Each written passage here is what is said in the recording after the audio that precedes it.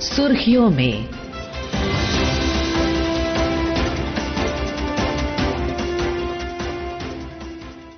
नमस्कार, सुर्खियों में कार्यक्रम के आज के अंक में आपका स्वागत है। मैं हूं सोनू सूद और आज हम चर्चा करेंगे मन की बात की 131वीं कड़ी में प्रधानमंत्री के संबोधन पर।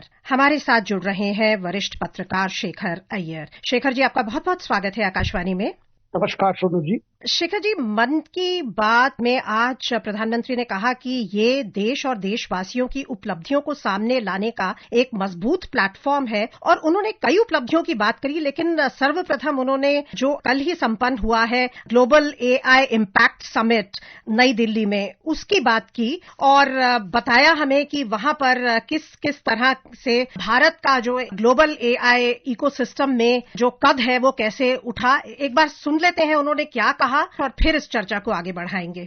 इस समिट में दुनिया को एआई के क्षेत्र में भारत की अद्भुत क्षमताएं देखने को मिली है। इस दौरान भारत ने 3 made in India AI model भी लॉन्च किए। ये अपने आप में अब तक की सबसे बड़ी एआई समिट रही है। शेखर जी, आप बताएं हमें कि ये जो एआई समिट हुई और इसके जो विभिन्न पहलू रहे, भारत का जिस तरह से यहाँ पर एक ग्लोबल लीडर के रूप में एआई इकोसिस्टम में जो एक छवि उभर के आई है, वो कितनी इम्पोर्टेंट है। और ये साथ ही साथ मैं ये भी चाहूंगी आप बताएं हमें कि ये कितना इम्पोर्टेंट है जो प्रधानमंत्री ने एक इतना इंक्लूसिव एटीट्यूड लिया है। उन्होंने युवाओं के जो जोश है, उत्साह है, उसको सराहा और उन्होंने सभी देशवासियों को मुबारकबाद दी कि ये एक सफल समिट रहा। कैसे देखते हैं आप इस उपलब्धि को? तोरे जी, पहली बात, ये इतना बड़ा समिट आर्टिफिशियल इंटेलिजेंस जो एक नया फ्रंटियर एरिया है टेक्नोलॉजी में, वो भारत में और नई दिल्ली में का आयोजित किया गया। और जिस समिट में कई लीडर्स के नेता आए, फ्रांस के राष्ट्रपति, ब्राजील के राष्ट्रपति, कई लीडर्स आए थे। साथ ही साथ जितने वर्ल्ड में कंपनीज इस पर काम कर रहे हैं, गूगल से लेकर आपके ओपन चैट, इस तरह जितने कंपनीज अभी आर्टिफिशियल इंटेलिजेंस पे काम कर रहे हैं, सब यहाँ आए थे। यहाँ पे एक जो कह सकते हैं एक मीटिंग ऑफ द माइंड्स, यानी कई लोगों की जो प्रोजेक्ट चल रहा है, नए नए क्या क्या कॉन्सेप्ट बढ़ रहा है, आगे एआई का कैसे इसको इस्तेमाल किया जा रहा है, क्या हाँ नया एरिया ऑफ टेक्नोलॉजी क्या है और भारत में क्या हो रहा है इसको लेकर। क्योंकि सबसे बड़ी बात है इसका यहाँ भारत आयोजित करना ही की मतलब है कि भारत में कई कंपनीज, कई लेबोरेटरीज, कई विश्वविद्यालय इसमें लगे हुए हैं। और हमारी तरफ से जो सामने लाया गया यही है कि कैसे, जैसे प्रधानमंत्री ने आज मन की बात में कहा कि हमारी तरफ से 3-4 मॉडल्स जो हमारे लोगों के, किसानों के लिए, बाकी जो अन्य अन्य शिक्षा क्षेत्र में कैसे इसको इस्तेमाल किया जा रहा, तो अपने आप में एक तो ये बहुत बड़ा महत्वपूर्ण बात है कि भारत पे हुआ है। और ये जो हम सोच रहे थे कि भारत पे क्या हो रहा है, हम कैसे कोप अप कर रहे हैं, इसके लिए टेक्नोलॉजी के लिए आगे क्या क्या करना है, इस पे कितने निवेश होनी चाहिए। और हमने देखा सुंदर पिचाई जो गूगल के सीईओ है, उनसे लेकर कई जो बड़े बड़े सीईओ है, वो अपने बात रखी और साथ में उनके प्लान्स पे और आगे वाले होने वाली कार्यक्रम में, प्रोग्राम्स में भारत का कहाँ भूमिका है। जैसे सुंदर पिचाई जो गूगल के सीईओ, मतलब करोड़ों की बात की, कैसे बड़ा इन्वेस्टमेंट हो रहा है। विशाखापट्टनम में गूगल की बड़ी सेंटर बन रही है जहाँ पे एआई के लिए बहुत कुछ किया जा रहा है। देखिए, हम सब जानते हैं एआई का ऑलरेडी हमारे लाइफ पे बहुत असर पड़ रहा है। मेडिकल फील्ड में हो रहा है। आप मोबाइल खोल लीजिए, ऑटोमेटिकली आपको जेमिनी या जो भी मोबाइल सिस्टम है, आप में ऑटोमेटिकली एक आर्टिफिशियल ये आ जाता है जो आपके लिए मदद करता है। बिल्कुल। और आपने सबसे पहले कृषि क्षेत्र की बात करी, तो उसके बारे में उन्होंने सराहा हमारे जो किसान हैं। बाद में उन्होंने ये भी कहा कि उन्होंने जिस तरह से पारंपरिक जो हमारी नॉलेज है, विजडम है, उसको मॉडर्न टेक्नोलॉजी के साथ उसका संगम किया है ताकि कृषि क्षेत्र और आगे बढ़े। पहले सुनते हैं कि प्रधानमंत्री ने इसके बारे में क्या कहा। हमारे किसान केवल अन्नदाता नहीं है, वे धरती के सच्चे साधक है। हमारा आज का किसान तो परंपरा और टेक्नोलॉजी दोनों को साथ लेकर चल रहा है और मुझे ये देखकर खुशी होती है कि हमारे किसान अब सिर्फ उत्पादन नहीं बल्कि गुणवत्ता, वैल्यू एडिशन और नए बाजारों पर भी ध्यान दे रहे हैं। शेखर जी, उन्होंने कुछ बहुत ही प्रेरणात्मक हमें उदाहरण भी दिए जो इनोवेटिव फार्मिंग हो रही है। आपको लगता है कि जिस तरह से सरकार हर क्षेत्र में, यहाँ तक कि कृषि क्षेत्र में भी जो टेक्नोलॉजी है उसको ज्यादा से ज्यादा बढ़ावा दे रही है, ये हमारे देश के लिए एक बहुत ही यूनिक और बहुत ही लाभदायक कहें कि दृष्टिकोण है?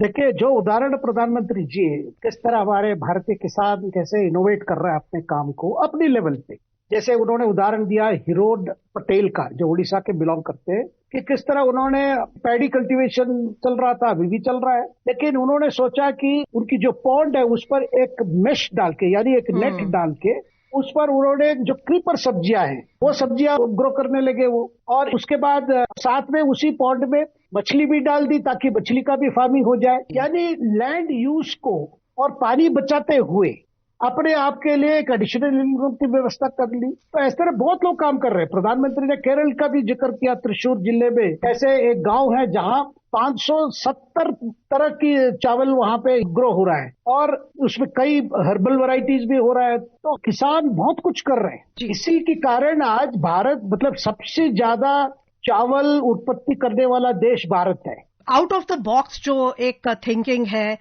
उससे प्रोडक्टिविटी भी बढ़ रही है, जैसा उन्होंने कहा वैल्यू एडिशन, क्वालिटी, हर चीज पर ध्यान दिया जा रहा है और नए नए बाजार भी तलाशे जा रहे हैं। एक और उन्होंने संवेदनशील बात कही और जो आजकल बहुत ज्यादा चर्चा में भी है, डिजिटल अरेस्ट और फ्रॉड की जो समस्या है उसको उन्होंने एक गंभीर समस्या बताते हुए जागरूक किया मासूम सीनियर सिटीजन्स जो आमतौर पर इसके शिकार होते हैं कि क्या क्या वो तरीके अपना सकते हैं ताकि वो इससे बचे रहें। ये कितना इंपॉर्टेंट लगा आपको? देखिए, ये बहुत गंभीर विषय है। हर दिन कहीं ना कहीं कोई शिकार हो रहा है इस तरह की, जो डिजिटल अरेस्ट कहिए या फ्रॉड कहिए, और करोड़ों रुपये जा रहा है इस पे। क्योंकि जो बुजुर्ग लोग हैं, मैंने देखा है कि कई यंग लोग भी इस पे फंस जाते हैं। कभी आता है कि भाई आपका गैस का बिल भरना है या आपकी केवाईसी चाहिए, और लगातार सरकार की तरफ से, आरबीआई की तरफ से जागृति की कैंपेन भी चल रहे हैं। उसके बावजूद भी आप क्या देख रहे हैं, कोई ना कोई कारण दिखा के किसी तरह इनको ट्रैप करके अपने ओटीपी दे देते हैं, कभी बैंक का पासकोड दे देते हैं, उसके बाद पूरा अकाउंट से पैसा साफ हो जाता है। इसीलिए आज प्रधानमंत्री ने मन की बात सुना, ये लोगों को सतर्क करने के लिए जागृति की आवश्यकता है। और ये डिजिटल अरेस्ट भी आप जानते हैं किस तरह कोई अपने आप को पुलिस ऑफिसर कहता है, सीबी ऑफिसर कहता है, ईडी ऑफिसर कहता है, फिर कहता है आप घर में ही रहना है, आपके हाउस अरेस्ट है। और मुझे भी समझ कभी कभी लगता है कि जो पढ़े लिखे लोग कैसे फंस जाते हैं कि इस तरह कोई डिजिटल अरेस्ट ही नहीं है। भारतीय सरकार ने बहुत विज्ञापन निकाला है जागरूक करने के लिए। तो हमेशा हमें जागरूक रहना पड़ेगा इस मामले, क्योंकि आपकी सेविंग चला जाता है अगर आप जागरूक नहीं रहेंगे। और उन्होंने ये भी कहा जैसे कि मौसम बदलते हैं तो हम अपने कपड़े बदलते हैं, हम अपने खान पान बदलते हैं, वैसे ही अपना पासवर्ड भी बदलते रहिए। एक और उन्होंने बहुत ही संवेदनशील बात करी वो अंगदान के बारे में, और एक एग्जाम्पल दिया एक 10 महीने की बच्ची का जिसके माता पिता ने अंगदान किया उसकी मृत्यु के बाद, और इससे बहुत लोगों को फायदा हुआ। ये आपको लगता है कि बहुत प्रेरणात्मक एक उन्होंने बात छेड़ी है जिसमें ज्यादा से ज्यादा लोगों की भागीदारी बढ़ेगी? बिल्कुल सोनू जी, आपने उस 10 महीने की बच्ची की जिक्र किया है, आलीन शरीर इब्राहिम करके, केरल के एक मासूम बच्ची जिसका मौत एक्सीडेंट में हुआ था, लेकिन तुरंत व्यवस्था की गई थी। उनकी ऑर्गन्स है तिरुवनंतपुरम में, इनकी डेथ शायद कहीं कोच्चि के पास हुआ था और तिरुवनंतपुरम काफी दूर है, कम से कम 3-3.5 घंटे का रास्ता है। किस तरह एक ग्रीन कॉरिडोर बना के उनकी ऑर्गन्स को दूसरे जो व्यक्ति जिनकी बहुत जरूरत है उनको देकर उनकी पूरी रियल लाइफ दी गई है। ये इसको डोनेट करने का जो फैसला लिया इस बच्ची की पेरेंट्स ने, खास करके अरुण इब्राहिम और शरीन इब्राहिम जो फादर मदर है इस बच्ची के, उन्होंने एक बहुत बड़ा फैसला लिया कि एक दूसरे कोई किसी को अगर जीवन दे सकते हैं तो बड़ी बात है, एक प्रकार से सैक्रिफाइस है। ऐसे प्राइम मिनिस्टर ने कई एग्जाम्पल्स दिए, ऐसे गौरंग बैनर्जी की जिक्र किए बंगाल के, जो नाथुला पास तक जा चुके हैं, उनका भी इस तरह की एक लंग ट्रांसप्लांट हुआ था। एक रामदेव सिंह है सिकर राजस्थान के, उनको किडनी ट्रांसप्लांट हुआ था। तो इस तरह कई एग्जाम्पल्स है जो हमें बहुत प्रेरणा देती है। ऑर्गन डोनेशन को लेकर जो एक मुहिम चल रहा है देश भर में, सब लोगों को शामिल होनी चाहिए एक और उन्होंने जो बात कही कि अभी जो T20 हो रहा है उसमें बहुत सारी जो टीम्स हैं उसमें भारतीय मूल के खिलाड़ी हैं। ये एक हमारे देश के लिए बहुत गर्व की बात है और ये लोग मातृभूमि से जुड़े हैं लेकिन कर्म भूमि के विकास में सहयोग दे रहे हैं। ये भी बहुत ही एक दिल को खुश करने वाली बात उन्होंने हाईलाइट की। अभी जो कैनेडियन टीम आए थे उनमें टीम कैप्टन दिलप्रीत बाजवा थे। वो कैनेडियन टीम के कैप्टन है लेकिन वो बिलोंग करते हैं गुरदासपुर पंजाब। और वैसे एक श्रेयस मोवा वो भी कनाडा के टीम में लेकिन वो भी भारतीय मूल्य के हैं। और ऐसी बाकी कंट्रीज में भी इस तरह प्राइम मिनिस्टर ने बताया कि पहली बार हमने देखा यूएस की क्रिकेट टीम भी आई थी। उसमें कैप्टन जो अमेरिकन टीम के कैप्टन थे मुनांक पटेल वो भी गुजरात के हैं। वो 116 118 टीम में खेले। वैसे सौरभ मुंबई से, हरमीत सिंह, मिलिंद कुमार दिल्ली, ये सारे नाम जो हम बता रहे ये सारे अमेरिका की टीम में इंडिया के हैं लेकिन अमेरिका की टीम में अमेरिका के लिए खेल रहे। जैसे ओमान का टीम में भी कई थे और वैसे ओमान की टीम में जतिंदर सिंह, विनय शुक्ला, करण जय, ये सारे नाम देखे सब भारतीय मूल के हैं, वहाँ के सिटीजन है। वैसे भारत मूल के लोग अभी आजकल न्यूजीलैंड टीम में भी है, यूएई टीम में है, इटली टीम में है। तो ऐसे बहुत लोग हैं जो भारतीय मूल के हैं जहाँ पे वो रेजिडेंट है, जहाँ के सिटीजन है वो उनके लिए खेल कर रहे। मतलब ये कहना है प्राइम मिनिस्टर चाहते हैं कि